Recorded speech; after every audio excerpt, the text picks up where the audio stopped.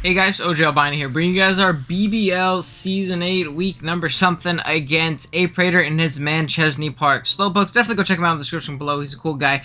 He took over for Kurt this season, so big shouts to him for doing that. And yeah, we have a pretty tough game on our hands. He has a pretty scary team. Before I go into the team builder and all that good stuff, if you could drop a like on this video, I'd really appreciate it, as well as sub. Help us push towards our goal of 700. We've had great support on the channel lately, and I'd really appreciate if you guys, help me out and kept that up and help me push towards my goal of 700. But yeah, with that being said, let's go ahead and jump on right into the team builder. If you do want to skip ahead to the battle itself, there's a timestamp on the screen right now, as well as in the description below, on when the battle itself actually starts. And yeah, with that being said, let's do it. So our team, if you did forget, is at the top of the screen, sorry, and it consists of Palkia, Tapu Koko, Ferrothorn, Urshifu Single Strike, Gengar, Seismitoad, Licky Licky, Uxie, Entei, and Regieleki, while our opponent's team is at the bottom of the screen, and it consists of Reshiram, Weavile, Corviknight, Landorus Incarnate with Sheer Force, Terrakion, Galvantula, Weezing, Snorlax, Jellicent, Sceptile, and Shelmet. Reshiram is an issue, man. I do not have good switch into Reshiram, and I don't have great ways of killing it, so I'll have to be very, very careful about how we deal with that guy. Weavile is very scary versus my team as well. I don't have great switch-ins to the Weavile. Corviknight is not the best version of me, honestly, but the Landorus Incarnate definitely is. Earth Power plus Knockoff really just does a number to my team. That plus, like, maybe like a Focus Blast or something like that could really be an issue. Terrakion is another Pokemon I don't switch into well over the course of the game. Weezing is a great Palkia check. Weezing plus Snorlax, not Palkia check, but those two together are going to be great checks to the offensive core of Urshifu plus Palkia. Weezing's going to check that Urshifu, and Snorlax checks most Palkia sets and things like that. Not necessarily the set we have here, but you'll be able to see that in a second.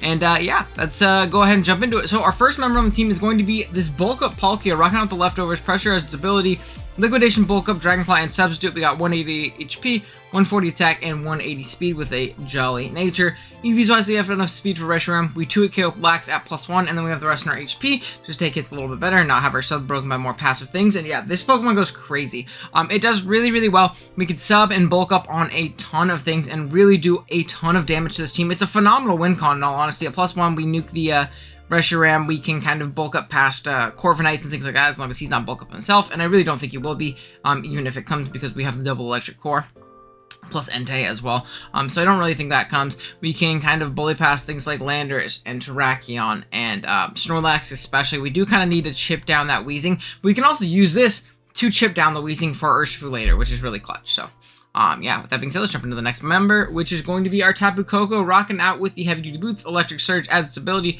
T-Bolt, Dazzling Gleam, U-Turn, and Roost. EVs we got 204 HP, 84 special attack, and 220 speed with a timid nature. EVs wise, we are creeping a max speed Weavile. We live a Scarf, Adamant, Terrakion, Earthquake, in case it is faster than us, and then we have the rest in our special attack. This is a solid soft check to things like Weavile and Terrakion, since that we can't outspeed them. Even if webs do go up and we don't find the opportunity to remove them, we can kind of remove those Pokemon for ourselves, which is great. It's a great check to Corviknight as well. Bulk up sets will not beat us, which is again really clutch. Even with this little special attack investment, we're doing way too much for it to try and potentially beat us. It gives us great momentum, and then yeah, just a very solid Pokemon overall in this matchup. Next up, we have another electric type with boots in our Regieleki. Transistor has its ability, Wild Charge, Explosion, Rapid Spin, and Volt Switch. EVs wise, we got 12 HP, max attack, 116 defense, 12 special attack, and 116 speed with an adamant nature. EVs wise, we are creeping a Scarfed Reshiram. We have max attack, we live a +2 Life Orb, Adamant, Ice Shard from Weavile, and then with the rest of our special attack, just do a little bit more damage with Volt Switch on things like the Weezing. This Pokemon's actually really annoying for my opponent to deal with. If we can catch that Landorus with a Boom, it's pretty much dead. We just need a little bit of chip on it, I believe. I don't remember the calc off the top of my head, but it does really well. Boom is another great way of revenging either a Scarf or a +1 Reshiram, whether it be Dragon Dance or Flame Charge. And it's just a great overall way to kind of have a little bit of speed control, as well as get rid of hazards, particularly webs if they want to come. This is the third week in a row that we are playing a bug type with webs, and the third week in a row that we're playing a bug type that's also an electric type with webs. So not the funnest thing in the world. I'm really tired of playing webs, bug types, but hopefully this will be the last of them. Or actually no, we play one next week, so hopefully that'll be the last of them. But yeah, that's going to be Regieleki. Pretty simple stuff this week. Next up, we got a Choice Scarf Urshifu. Unseen Fist is his ability. Wicked Blow, Close Combat, U-Turn, and Iron Head. Eevee's has got 44 HP. Max attack, 4 defense, 4 speed F, and 204 speed with a jolly nature. We're creeping Reshiram on the set. We have a max attack, rest and HP, pretty simple stuff. If we can eliminate the Wheezing, it does really, really well. We can lock Wicked Blow in close combat pretty freely on his team. He does not have good pivots into either move once the Wheezing goes down, and I think we have enough pressure on the Wheezing to where we can do so. And we can, at least force that very specific switch and get a free U-turn, which is, again, really, really clutch as well. Next up, we have a Rocky Helmet, Physically Defensive Ferrothorn, Iron Barbs as its ability, Knock Off Stealth Rock, Leech Seed, and Power Whip, max Fizz Def. This thing is here to check things like the Weavile if it doesn't end up wanting to come and be physical and annoying, things like that. It checks a Sceptile if it wants to come, which is, again, very, very nice for us, at least in the sense that it can't really do much to us without taking a ridiculous amount of helmet chip in the process, but it's really here to kind of pivot into Weavile, because I think Weavile absolutely smashes me, and I want to punish triple axles, and if he's protective pads, he's not doing that much damage.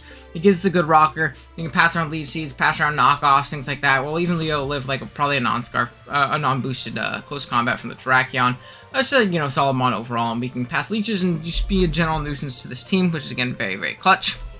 And then I believe lastly we have our Uxie, rocking out the Colbur Berry. Levitate is its ability, Psychic, U-Turn, Rest, and Sleep Talk, 244 HP, 196 defense, and 68 speed def with a relaxed nature. This thing is here to check a lot of things. It checks a Landorus, it checks a Weavile, kind of, not really. We can always shoot a hit and U-Turn out, which is nice. And it checks a Terrakion, which is especially important, and it really switches in and kind of doesn't care about Wheezing at all, because with Rest Talk, I don't have to worry about being poisoned down, things like that. Very annoying Pokemon for my opponent to kill, and can kind of just click Psychic and U-Turn the entire game, and Rest and Sleep Talk is a way to keep ourselves healthy, but, yeah, that's going to be the team. Oh, and then EVs wise, I should probably talk about the EVs wise. EVs wise, we live a modest, Life Orb modest Reshiram hit after rocks, like a modest Draco or something like that. But yeah, that is going to be the team. Be right back with the battle. Alrighty, guys, here we are with the battle. We are connected with Mr. A. Prater. Let's see what he ended up bringing. Presumably all the scary stuff, like the Reshiram and probably Galvantula, because everybody's been fucking me up with webs coming from electric and bug types this season, so I would be very surprised to see otherwise, for sure, but, we'll see. It's to be seen. Let's see what we got, though. We have a Landorus Incarnate. We have a Reshiram. Ooh, I typed that in the item Landorus. He can't hold the Reshiram, but he can play alongside it. I got a Sceptile. Oh, there's no webs. Now I feel stupid for running so much boots, but it's okay. We have a Sceptile. We have a Terrakion. We have a... What's next? What's his name? Wheezing Galar. And then we have a Snorlax. So there is no webs. There's also no Jellicent, which is very, very interesting. I think, though, what I want to do is I think I want to lead off with my good pal Steve right here. And I think I just want to click U-turn. Yeah, I think I'm completely fine with doing so. So go back up onto A Prayer again. Go check them out in the description below. Let's do it. I'm not very confident in this matchup in the slightest, to be completely honest. I built the team earlier today, and it's really tough. It's a really tough game for us to win. Scarf Urshifu can do it if we get rid of the Wheezing. That's about it. That's really our win con. So, we'll see. I don't think Curse Lax comes. Maybe like a Rock Polishing Terrakion could be a play. That's actually really scary versus me, so we'll see. In the end game, this is ridiculously slow connection. I can foresee a disconnection. I could just feel it. Make sure my mic's picking up the right one. Yeah. We'll see though, but I'm not optimistic about this game getting finished. The connection has been very, very shoddy. Oh, look, it's my custom shiny, what do you call it? It's also going to be my custom shiny Urshifu, which I didn't really want, but it's okay. Go, Steve. So we get into Steve here. I mean, I guess if he's T-Spikes on this thing, then I'll be okay. Part of me wants to Psychic in case this dude gets like, oh god, this is not looking good. This is not looking good, ladies and gentlemen. Oh, no. This is not looking good. This might be a finished on a showdown type beat of game. Oh, goodness gracious. That's not looking great. I'm gonna have to cut out so much dead space in editing. Oh, no. Okay. Maybe he'll stop after this. I'm just going to Psychic. He has no immunity. If he wants to go into Snorlax, it's fine. I'll just U-turn after. I don't want to let him get up like T-Spikes for free. Because he knows he can live a hit or something like that. And if he wants to give me chip on this Pokemon for my Urshifu in the end game, that's fine. I have no reason to U-turn to overplay right here. Psychic seems completely fine. Especially because I'm Rest Talk, I'm not worried about this thing wearing me down. So, I think we should be fine. I hope he's not clicked and he's thinking and it's not taking 2 minutes per turn. So, we'll see. I got things to do. So, I really hope that's not the case. But, we'll see. It's not looking great, though. Oh, yeah, he's definitely not thinking. And if he is, I'm gonna win via timer. So, I mean, we'll see. We'll see his timer, I guess, when we click the button here soon. But it's not looking great. We'll see, though. Oh, I'm just gonna have to edit so much. I'm not looking forward to it. A whole lot of effort I don't like putting in. Damn, dude. We'll see. We'll see. Oh. Hi, Jason. Well, because there's so much time to wait. I miss skin color. Oh, you miss skin-colored wheezing? Jason, you just want to make another appearance on a video.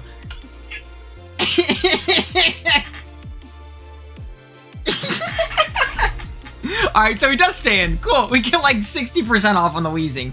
So we can Strange Steam.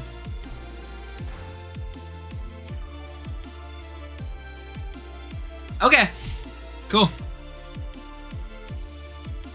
Cool. I'll take that. I'm gonna U-turn because there's no way you can, and he's not help. Oh my god. No, it's not this. This is terrible. Hold on. Let's find things to do in between turns. Sometimes Cooper brings me books and he likes to show me his favorite books. And what makes me read them.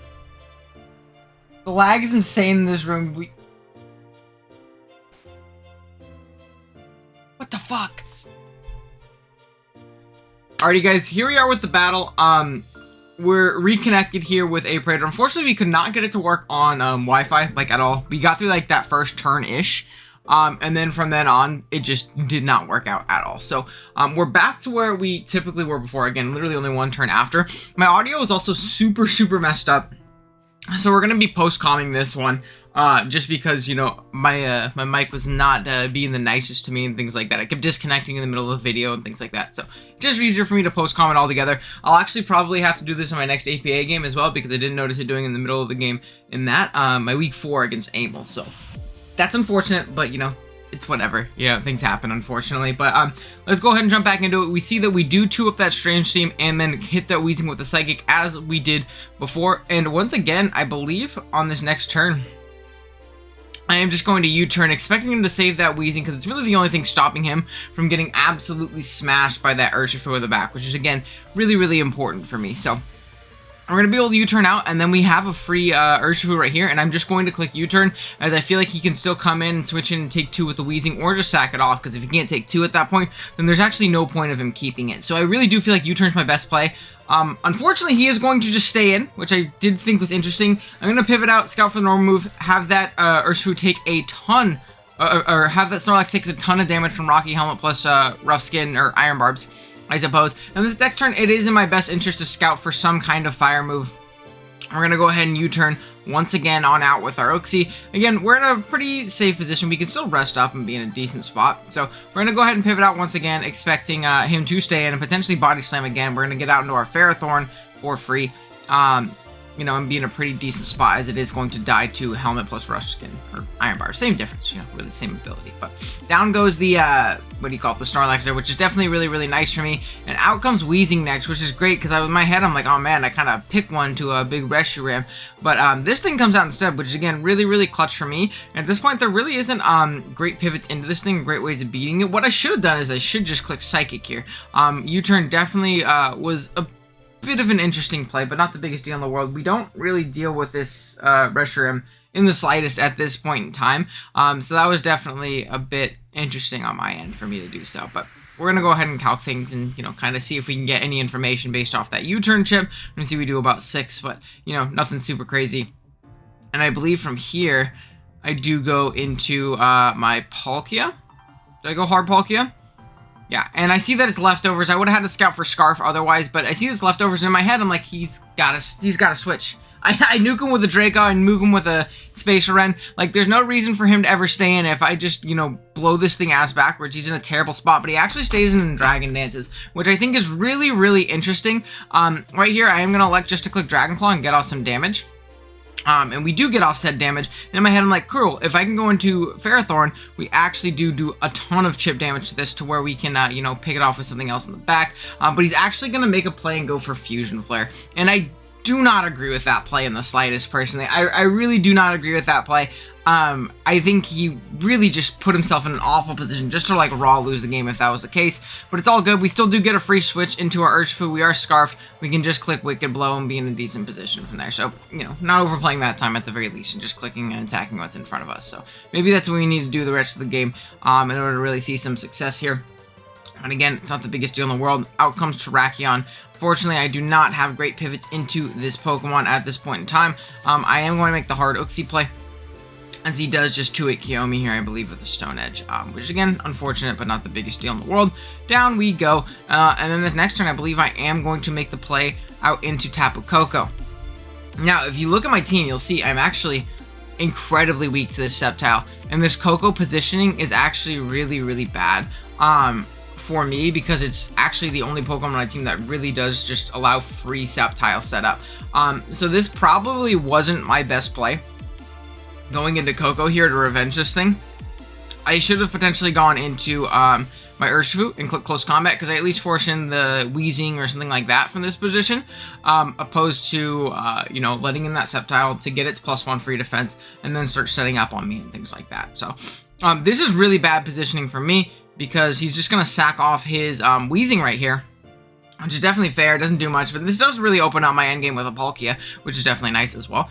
But he is going to go into Sceptile here, and in my head I'm like, oh, this is fine. I just click Gleam, I try and 2-hit KO this guy, but we don't, and at +2, this thing can just kind of cleave through my team, and this is unfortunately going to be the whole game. I'm going to get swept by a Sceptile, which is really, really embarrassing, because he's acrobatics instead of being like, you know, any other cover. This is a very, very frustrating game for me. This is very, very, this is a very, very embarrassing game. I did not position this endgame well, and it was really that positioning with Koko in the endgame that screwed me over. Like, that was not a smart play on my end, and I should have positioned better, knowing that I can't really let this thing in, especially after my thing died. So we're just gonna forfeit there. The game's over, unfortunately.